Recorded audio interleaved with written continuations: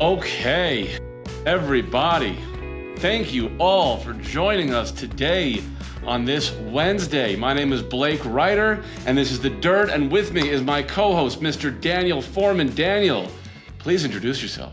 Hey everybody, my name is Daniel. I'm a commercial strategist here at Lighthouse, and I have a revenue management background, but very excited to look over some of this new and exciting data that we've put together for you guys today for The Dirt, for this inaugural episode. So this is The Dirt. This is Destinations in Real Time. This is a webinar series that we will be doing and we made for you guys that are watching, the destination managers, the destination professionals out there. This is a show for you guys to help you guys understand and make sense of this glut of data that we all have.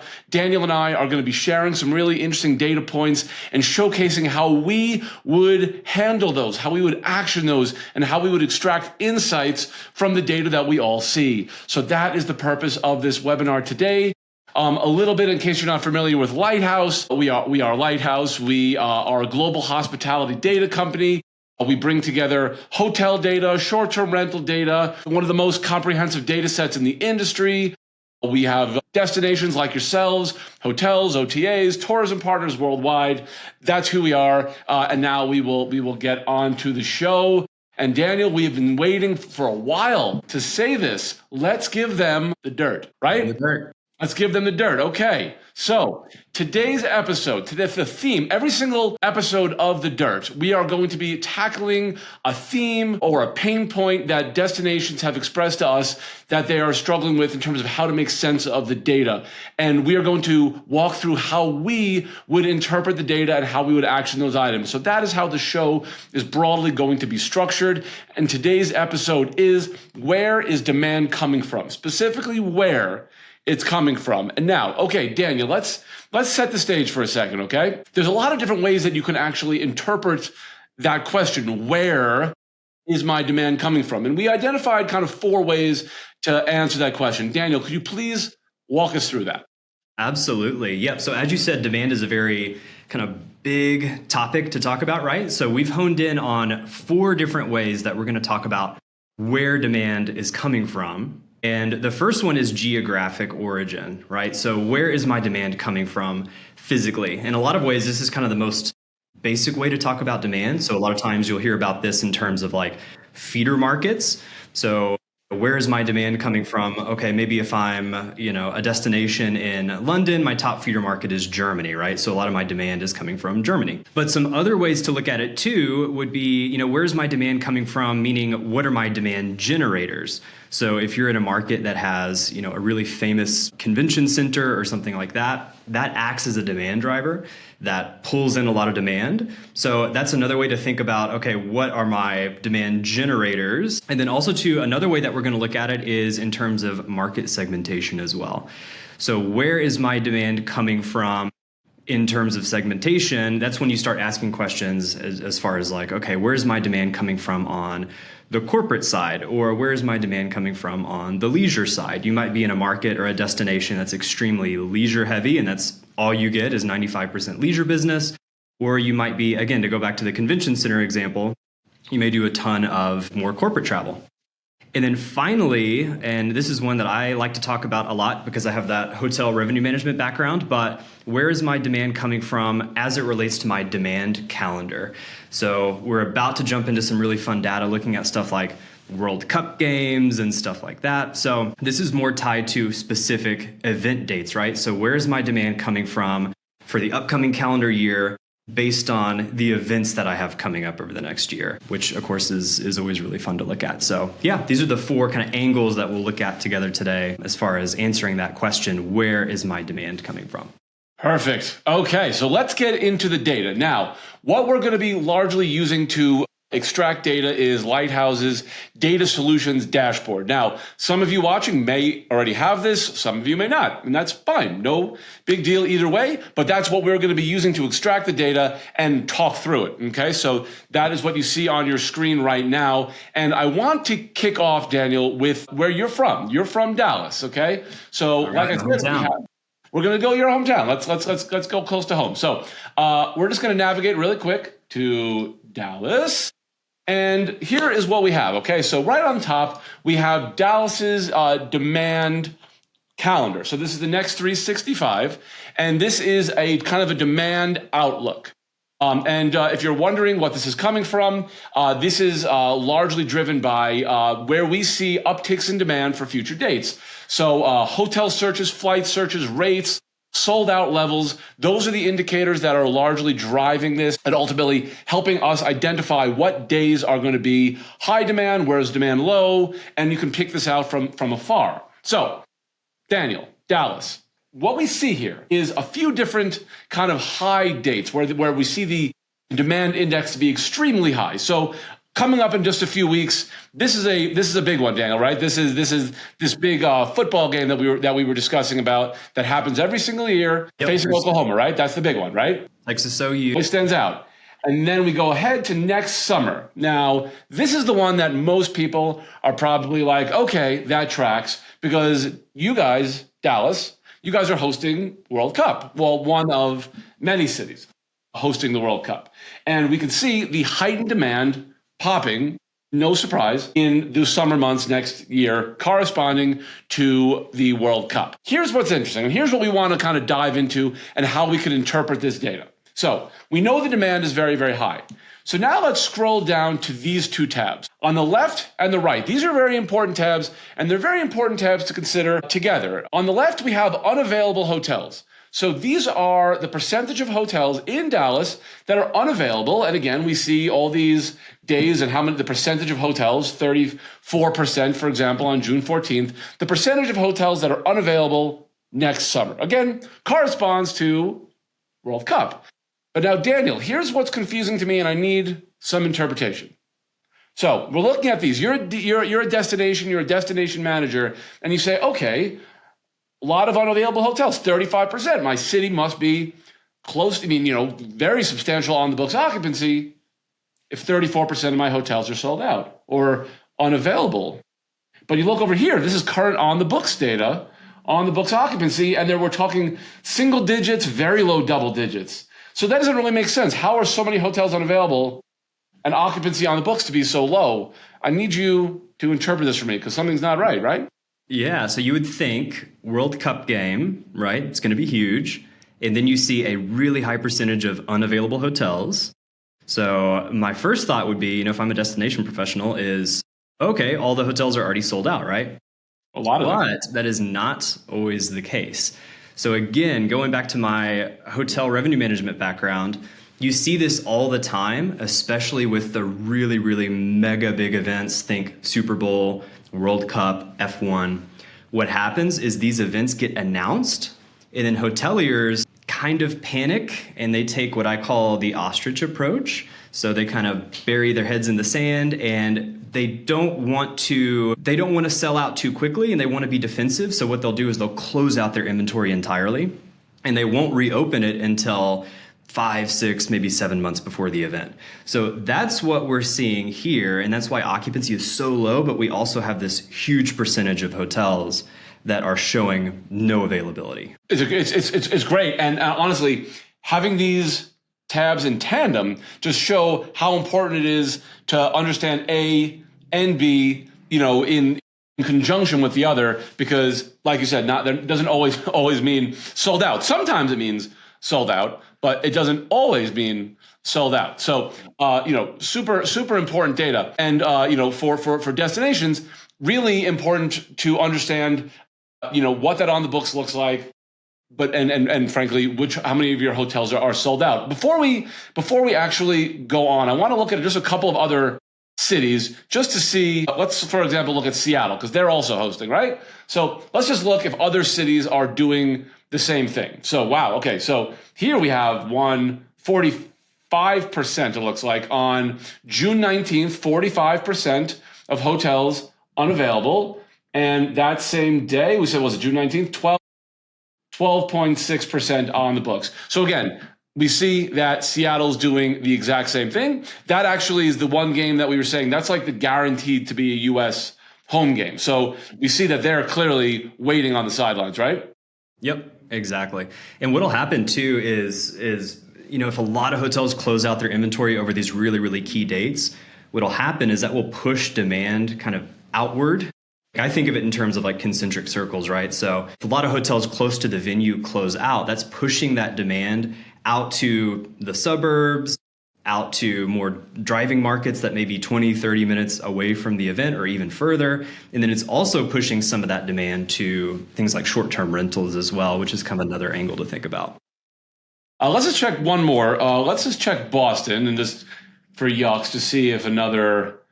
And there we go. Same exact story. So, I think the important thing to point out to those watching is that this is not specific to, the World Cup host cities. This is broad, important things to consider for any event. This is not specific to these markets. This is not specific to the World Cup. This is just broad general strategy. And now I want to kind of talk about the so what of this, Daniel. So you're a destination, you're in a World Cup market, or frankly, any market that has a major event coming to town. You're using data like this. You're understanding what the occupancy is on the books, what the unavailable hotels are.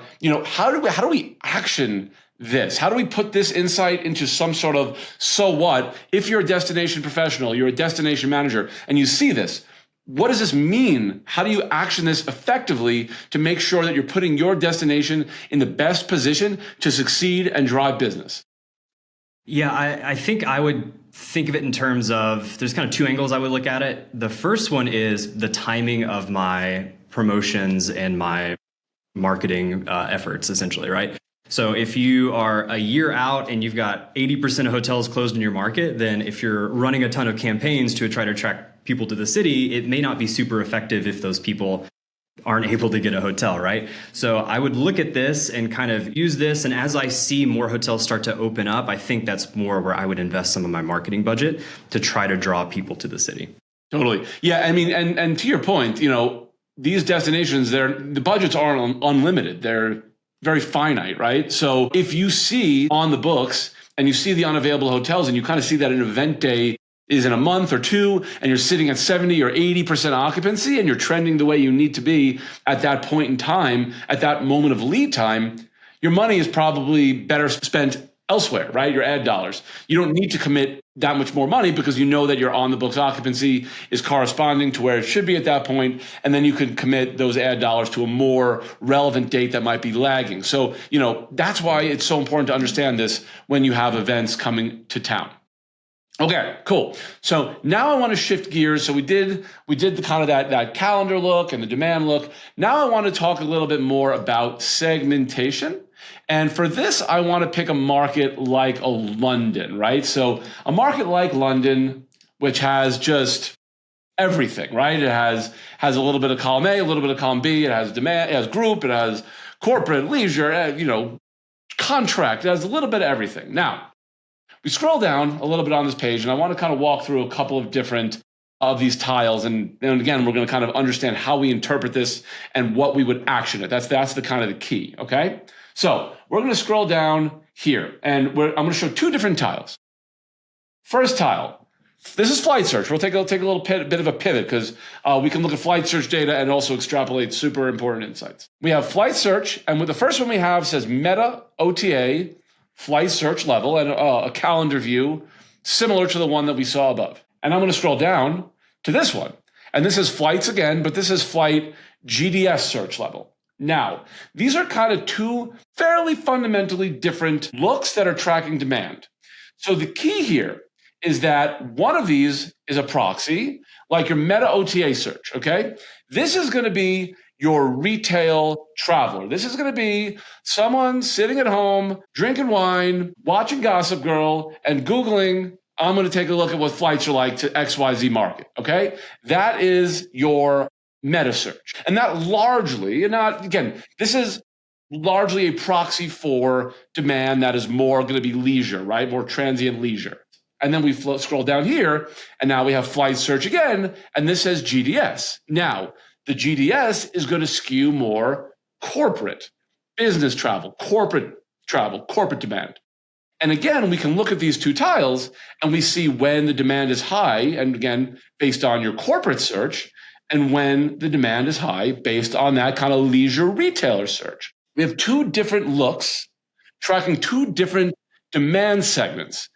If you're looking at this and you're an OTA or you're a destination manager, how are you actioning this? And you look at this, what do you do with this information? This is a really, really good way to get an idea of which times of the year are going to be more corporate heavy, which parts of the year are going to be more leisure heavy. And the demand index at the top of the page obviously does this for you anyway, but I feel like it's a really kind of fun and useful exercise to look at them separately, and you can see where that meta and OTA overlaps more of the GDS search. And that's typically an indicator that you're going to have a really, really strong period that's going to have a really kind of robust market mix. You're going to have all sorts of different guests coming in. The real power in all this too is that it's forward looking as well. So you're able to spot dates, a year out, 6 months out, and you can kind of predict and then tailor your strategies for that forward-looking demand that you're seeing. So if you're seeing a ton of leisure demand exclusively or a ton of just corporate demand via those GDS searches exclusively, then that is going to kind of dictate those marketing campaigns that you put together for those guests who are searching for your destination. Right, because at the end of the day, if you're trying to attract a leisure traveler, you don't want to go out there with a business corporate marketing packages. You want to have marketing messaging that's going to resonate with the travelers. And it kind of works a little bit both ways, because if you know that people are searching from a certain segment, you want to market towards them and kind of keep building it. But conversely, if you also see that you're good on one segment and you want to drive business from the other segment and try to build it up to try to round out your occupancy, you might want to also tailor to another segment. So having this data will allow you to make that more targeted messaging, and frankly, I mean, you could see for argument's sake, you could see here February and March, we see this kind of higher these leisure dates or these kind of retail traveler dates, which are not there or not as high in GDS. So again, understanding that and tailoring your messaging and working with your hotel partners to make those packages, to make that messaging resonate is very, very critical. We're going to take one more pivot here, okay? And the last pivot we're going to take is literally the most general definition of where is my demand coming from. And this is what you said. This was the first one you said. Where is it literally coming from physically? What are my feeder markets? And for this one, we want to look at Minneapolis. Okay, so we'll pivot over to the Minneapolis, and what I want to look at is right over here. Okay, so again, now that we understand this is meta OTA search, hotel search, and this is top origin countries. Now, what's interesting here is we are going to see, like you said, Daniel, feeder markets. These are the origin countries that are actively searching for travel to Minneapolis. US makes sense, US market. Number 2, Canada. And here's what's interesting we want to point out. So 19% of searches for Minneapolis are coming from Canada. Now, earlier in the year, when our current administration changed some policies, changed some tariffs, that resulted in a bit of backlash from Canadian travelers. This number, earlier in the year, when the tariffs and the trade policies changed, this number was so much lower. I don't want to say boycott, but there was a lot of backlash in terms of Canadians not wanting to travel to the US. Mm-hmm. And now we look at this number, and it's back up to 19%. It's still down a bit. But if you looked at this number earlier in the year, it'll be much more down. And now it's recovering to a more normalized level. But again, still slightly down. So we see that it is recovering. Daniel, if we now know that Canadian search demand, at least to an extent, is coming back, is starting to come back, not quite to previous levels, but getting there. How do we action this if we know that this is the case? Yeah, this becomes powerful when you track the change over time. So like you said, when we were looking over some of this data 4, 5, 6 weeks ago, I saw that feeder market data as low as, I think it was 13 or 14% were coming from Canada. Now we're up to 19%. So what that signals to me is that the Canadian traveler who's traveling from Canada to Minneapolis, they may be kind of warming back up to the idea to coming back to the States. Again, nowhere near normal, right? The response has been pretty unified from the Canadian travelers, but this is at least showing that there's some signs of life, right? So if this were still 10%, 12% like it was back in April, May, and June, then it may not even really be worth trying to attract that guest, right? But we're seeing signs of life. We're seeing that there are more Canadian travelers coming to Minneapolis, and it may be time to run a campaign that's targeted to the Canadian travelers. In fact, there was a really clever travel campaign, the Come Hug It Out campaign, that was done in Canada a few months ago. And that was a perfect example of like a really effective marketing strategy that a destination did. Clever, it was a TV campaign, and it was all about like, hey, let's repair our relationship. And, it was more so to attract US travelers to Canada. But I think something like that could be super effective at this point, right? Because we're starting to see some Canadian travelers come back to the States. Yep. And I mean, to just go back to this theme, we know that destinations have finite budgets, and using that budget effectively, right, and not wasting the money is critical. So knowing when people are willing to come to your country or actively looking to come to your destination or not is just so important to making sure that those ad dollars are spent effectively. And that's really one of the benefits of this. So listen, the key theme to this and all of the dirt is, we're going to be, whether or not your market is discussed on this, we're going to be diving into the principles. We're going to be using markets and destinations to show data and then talk about how we would action that if we were in the shoes of the destinations and the shoes of you guys, the destination professionals themselves. So again, it's more going to be driven by the principles of the data that we actually see, and we'll use real life in real time, the D.I.R.T destination data in real time to kind of walk through those insights. So that's kind of the general structure of the show. Next show, which is going to be, this will be every other month. Next one is going to be, what are effective strategies to compare your destination to your competitors? Okay. So benchmarking driven, how we can compare to our competition and how we can actually then effectively use that data and that information to really drive demand and drive revenue to our market. But overall, this has been the D.I.R.T. This is, again, Destinations in Real Time. We will be coming at you every other month with episodes like this to showcase how Daniel and I will approach data, extract insights, and give you really good resources from that. So until next time, which again will be every other month. So this is September. So the next one will be in November. My name is Blake Ryder. Daniel Foreman. And this has been the D.I.R.T. The D.I.R.T. Thanks for joining. Bye-bye.